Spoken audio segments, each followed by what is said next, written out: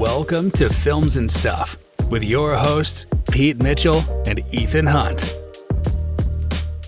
Hi, everybody. Welcome back to the Films and Stuff podcast. I'm Ethan, and I'm sitting across from MVP, Most Valuable Pete. Hey, Pete, what's up? Not much, buddy. How are you? It is weekly stream or skip episode day. You know the rules. Listeners know the rules. But for the newly initiated, do you want to do your patented 25 seconds or less recap of what stream or skip is all about? Absolutely. So Ethan and I have prepared lists of TV shows and movies for each other to watch. We have to watch at least 2 episodes if it's a series or 30 minutes if it's a feature-length program. And on the basis of that, we determine if these shows are worthy of being streamed or skipped. Well said. Getting faster. Without further ado, would you like to introduce your assignment? And your assignment was The New Look. On Apple TV Plus. Apple TV Plus, that's right. So I didn't know anything about this. It's a 2024 show, and it's based on Christian Dior. And his counterpart. And his counterparts / contemporaries. Yes. Coco Chanel.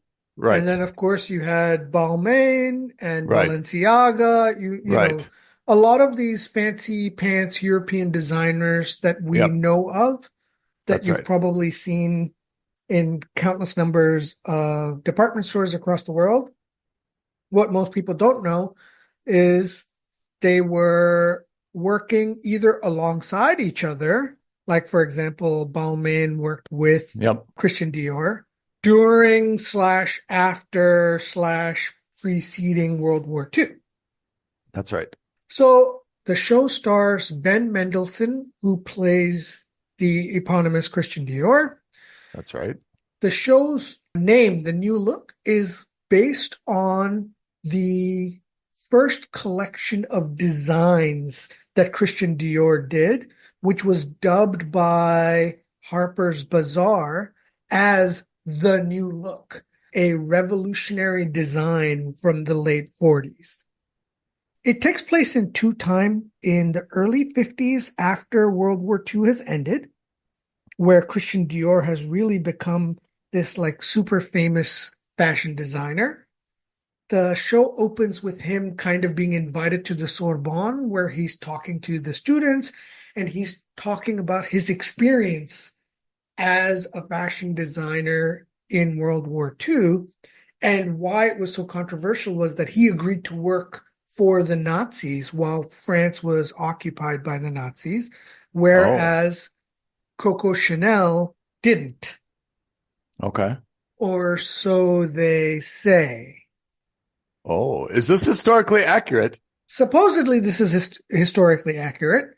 Huh. I obviously don't know much about the fashion world, and I certainly don't know that much about the French fashion world.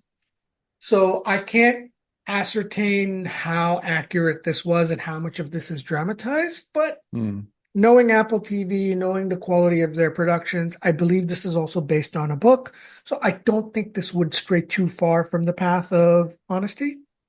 I agree as well, only for the same reasons as you, is that I would expect that Apple would really open itself up to a lot of criticism, especially when you integrate any story with kind of World War II Nazi Germany, that if your facts are not rooted in some type of reality, you're going to unleash, probably a pretty serious storm. Yeah. And the French are also notorious for being very protective of their history, good and bad.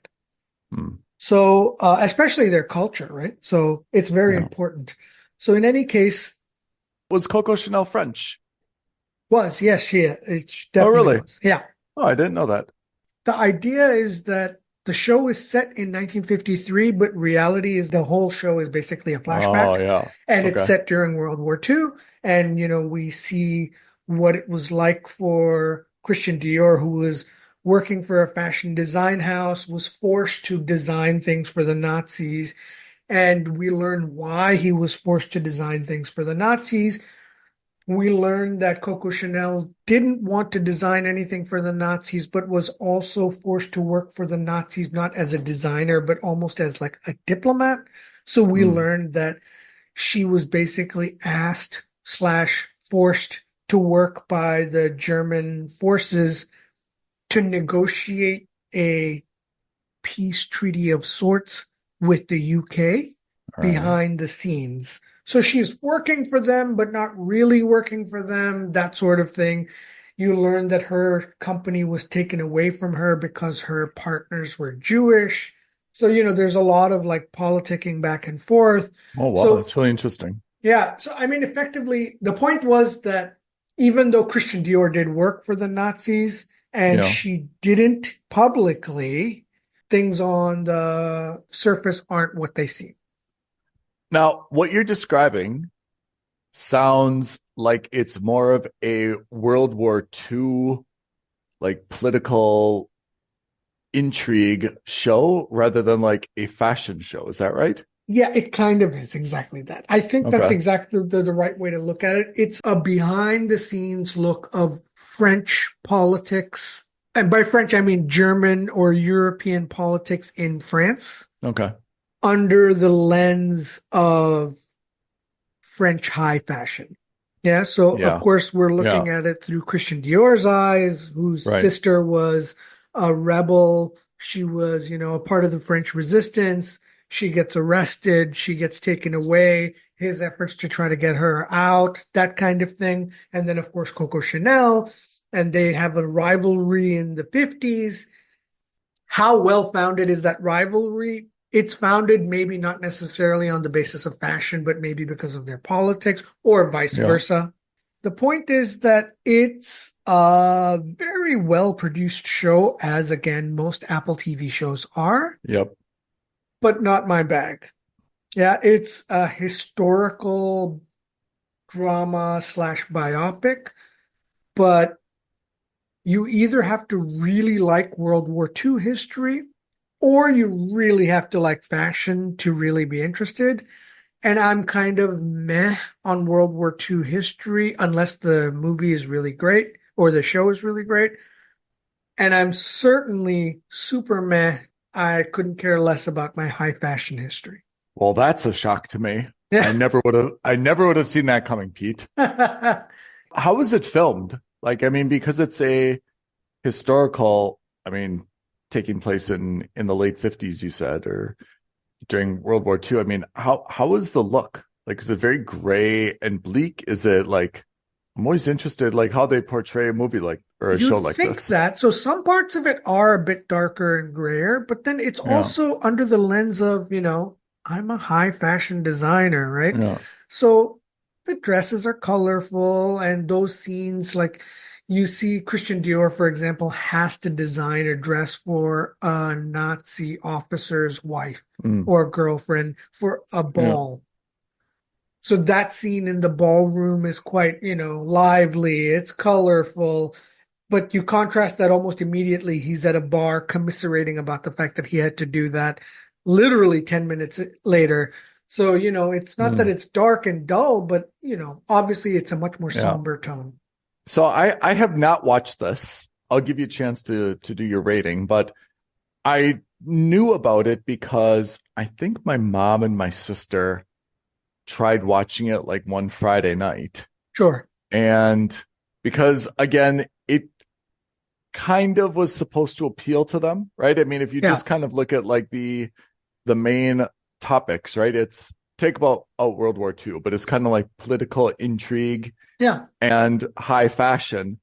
My mom and sister kind of flipping through Apple TV Plus kind of thought like, okay, actually this could be something that's, maybe appeals to us. They didn't really tell me anything about it apart from just kind of mentioning it in passing, saying, oh, we watched this show on Apple TV Plus last night. It wasn't really great, like they didn't really get into it. So that seems to kind of dovetail with your experience as well. What you're saying is absolutely right. On paper, it's something that probably my mom and sister would also be very interested in. Yeah. purely from the lens of Christian Dior, Coco Chanel, Balmain, Balenciaga, Right. etc. On the other side, it's also something that maybe my dad would be interested in from the World War II aspect, trying to negotiate peace with Churchill in secret, that kind of thing. Yeah. But the reality is that it doesn't captivate either of those audiences well enough, in my opinion. Oh. So that's why it's a skip for me. I highly recommend it if you are Ooh. if you are a fan of World War II history and that sort of thing. But, it's just not my bag. A tough string of luck for you, I have to say, so far recently, Pete. I mean, I'm looking at your list. You got The Artful Dodger, skip. Twisted Metal, skip. A Man in Full, skip, which I watched, by the way, and I'm not sure if it's a skip, but it's not that far from a skip. Lawman, Bass or Bass Reeves. We still haven't focused on the pronunciation yet. Now the New Look. So, dude, you're like 5 skips in a row, 6 skips in a row. So, in fact, our listeners will remember I had actually given Lawman Bass Reeves or Bass Reeves a mooch last week. Oh, you moved it. And then I thought about it more, and then I applied Ethan's logic, which is, would you come back to it? Would you watch it? And I don't think I would. Yeah. So that's why I moved it down from a mooch, because again, high production values, historically accurate, Western, some great points to it. But am I interested in watching it? Not really. And even if I have absolutely nothing to do, I'd rather watch old episodes of, I don't know, The Office or something like that than go back to this, which is why I downgraded it to a skip as well. I think once we put that in perspective, we've been very decent and we've tried not to hurt anybody's feelings. Yeah. But I think, again, that test, I think the proof is in the pudding, right? Which is, I'm the same way, that there's some shows where I'm like, okay, that's not so bad. If I were on a 10-hour flight and that's all I had to watch, I would continue watching it, right?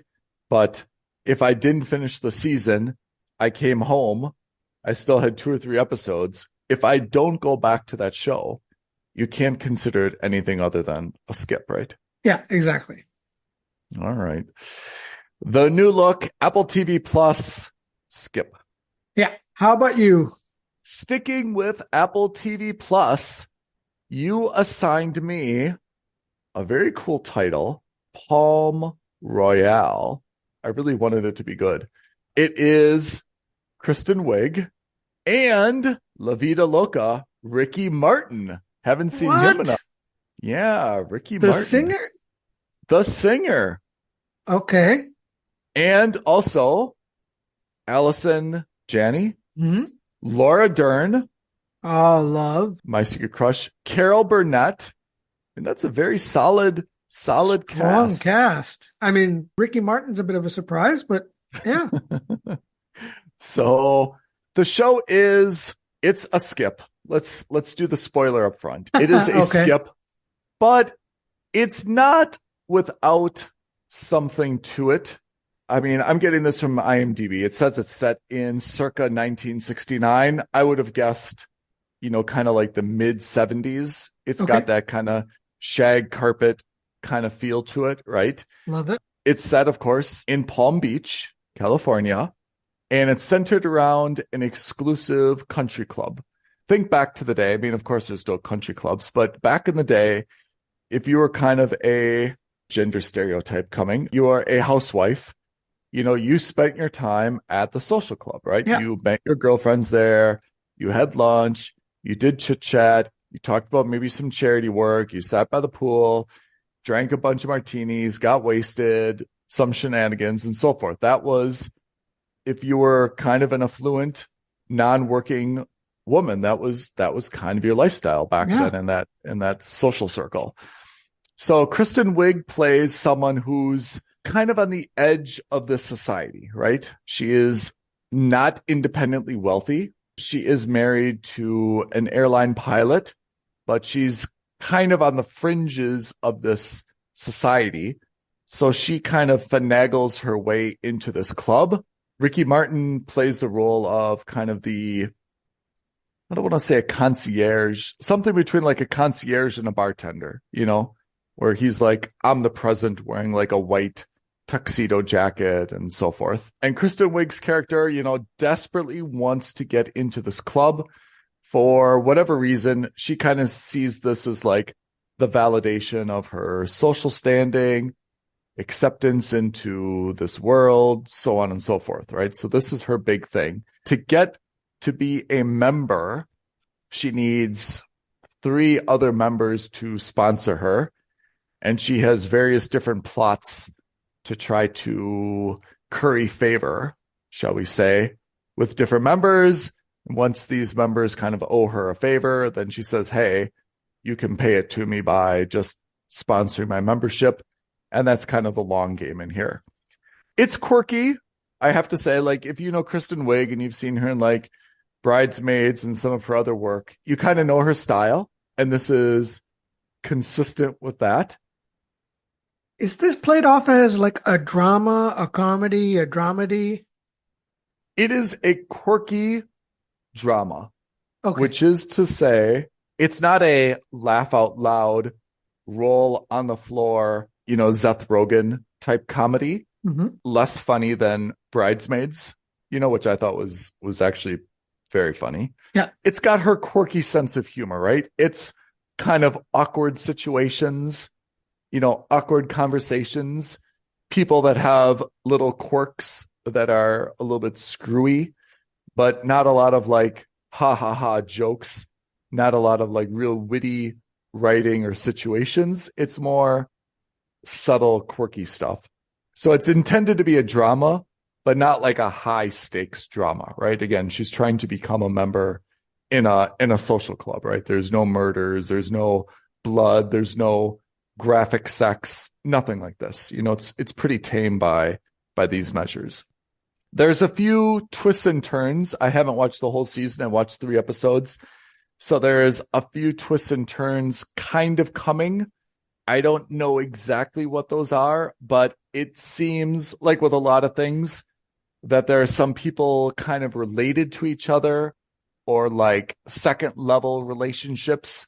So I expect that there's going to be kind of like some complications down the road where people are forced to either want to like someone or not like someone, depending upon who their mother is or father-in-law is or something like that, right? So it gets a little bit more complicated in terms of the drama where I see it's going to unfold that there's going to be a lot of, kind of like interrelationships, and you're going to be like, oh, well, that person's married to this person, or, oh, well, that person's father is this person, that kind of stuff, but not like really dramatic, like Darth Vader, I am your father type reveals, right. Just more complicated stuffs, in terms of the storytelling. Overall, I love Kristen Wiig. My feelings for Laura Dern. They are public. Allison Janney has always been a favorite of mine. Carol Burnett is a legend. Ricky Martin has done a very, very good job if this is his career renaissance. Like him in this role. But this show, Paul Royale, is not able to be anything other than a skip because it just doesn't have anything to it. The story is not really compelling.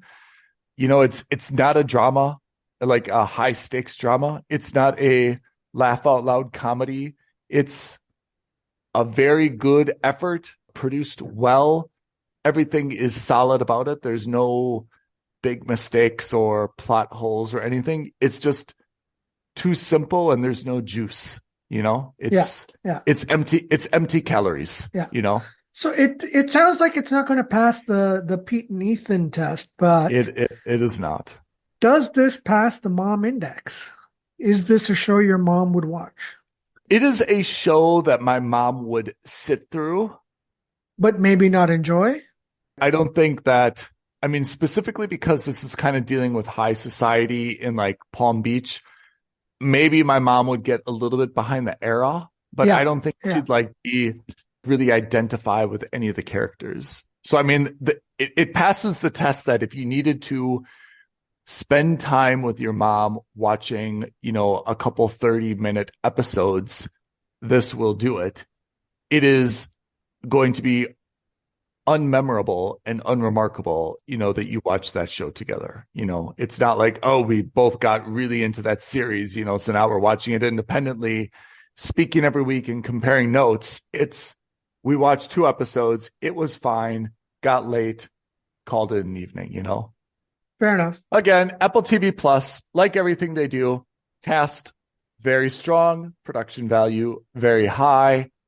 Cannot find any, plot holes, character holes, anything. It just doesn't have enough juice. And that's all there is to say about it, really.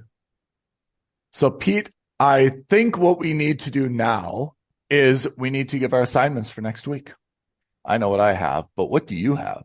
So we're both on Netflix next week. All right. You are watching what I hope you're going to really enjoy because you like this director. Yep, I do. You're watching the televised or serialized version of Guy Ritchie's The Gentleman, aptly called The Gentleman. So confusing, right? Yeah, I don't know why they did this. I'm quite surprised, but I'm hoping you'll be able to tell us all next week why they did this or what the benefit of making a movie into an 8 or 10 episode series, if there was a benefit at all. Hold on. So let's just take a moment here. Yeah. Guy Ritchie created the movie The Gentleman, right? Yes. Matthew McConaughey. Did you see it? I did, and I enjoyed it very much. What's it about? I never watched it. What is it about?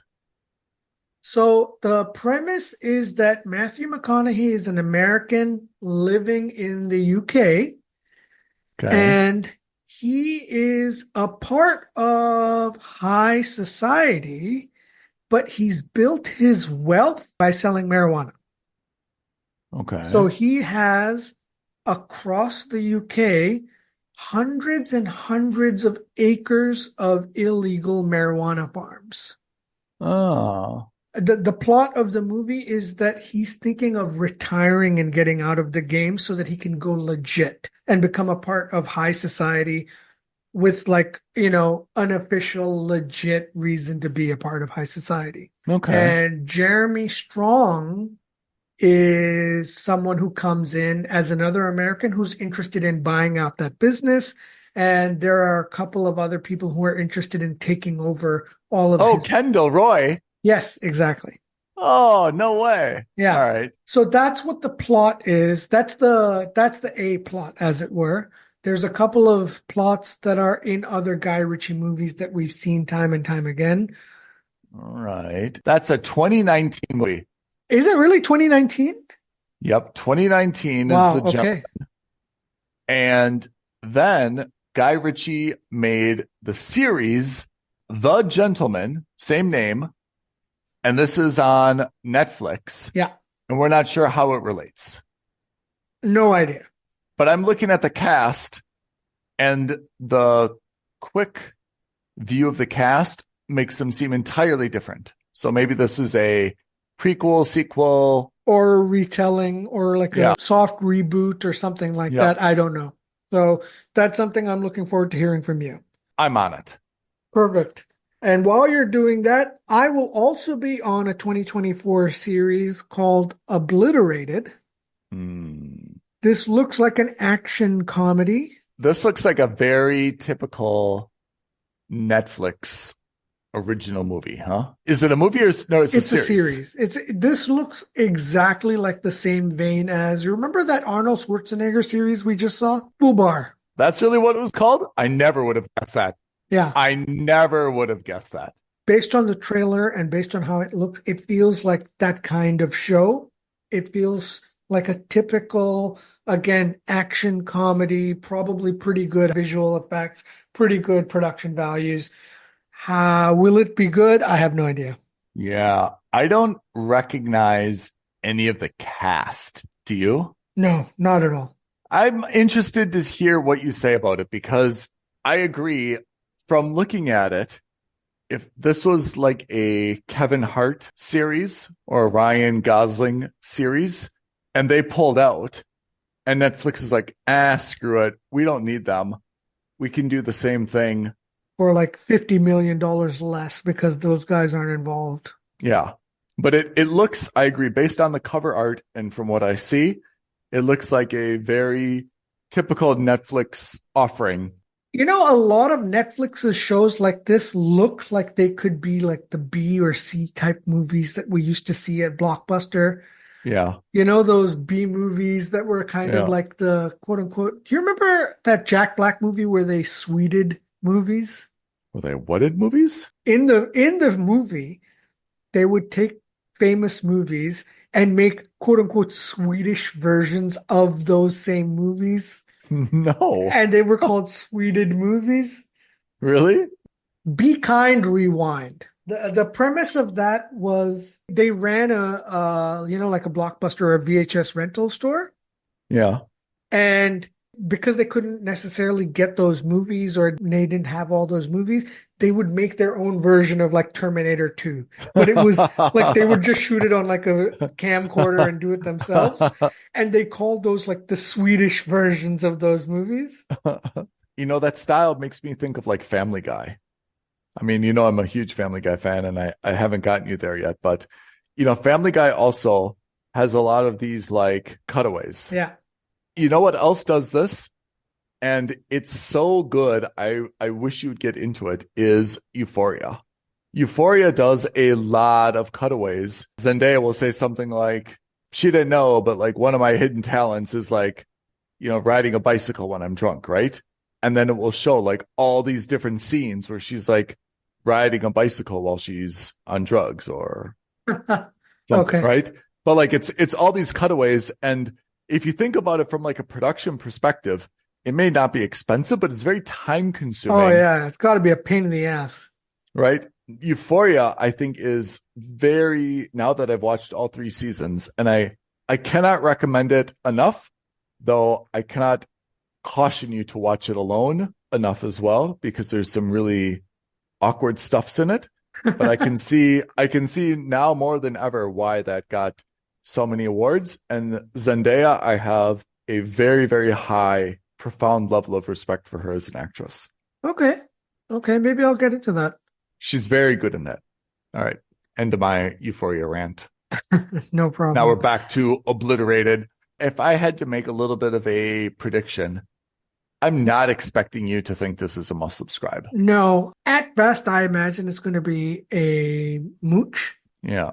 But I also think that, not to go back to the same well, but I also think that these are the kinds of shows that Netflix should be doing, and not just Netflix, other streamers. Yeah. Very low cost with the potential for high impact. Yeah. Right? Again, I don't know how much this cost. I haven't even seen a minute of this outside of the trailer.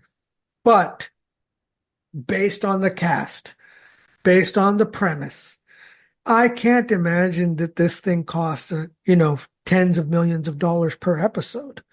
Yeah. I imagine they probably didn't have a budget of more than like $20 million for the whole season. Right? Yeah. And I would much rather they do 10 series of $20 million per season than one terrible Kevin Hart movie like Lift. Yeah. Not only that, but like I look at this, I'm like, oh, this is going to be kind of crap. Right. But the reality is that I thought the same thing about Stranger Things and Umbrella Academy. Right. Everyone who's in Stranger Things, I mean, none of them were very well known at all. They were all no names. Right. I think only, what's the lady's name? Winona Ryder. Yeah. Yeah. She's the only well-known person, I think, in Stranger Things. Everyone else is not well known. Yeah. Or marginally at best. So anyway, I will watch The Gentleman, which we have reasonably high hopes for. Yeah. You will be watching Obliterated, which we have low hopes for, but maybe that's where the Yeah, I hope to be come in. pleasantly surprised. Yeah. You want to talk about our social media, Jazz? Absolutely. In the meantime, please, everyone, reach out to us. Tweet at us at FNS Podcast. DM us on Instagram at Films and Stuff Podcast. And as always, the best way to get in touch with us, leave a comment below, like this video, subscribe to our channel, and all that other YouTube jazz. Love it.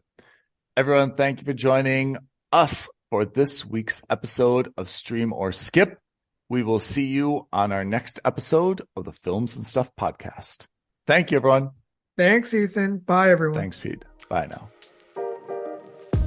Thank you for listening to another episode of Films and Stuff. If you haven't already, please subscribe and review on Apple Podcasts, Spotify, or wherever podcasts are downloaded. Films and Stuff. There is no substitute.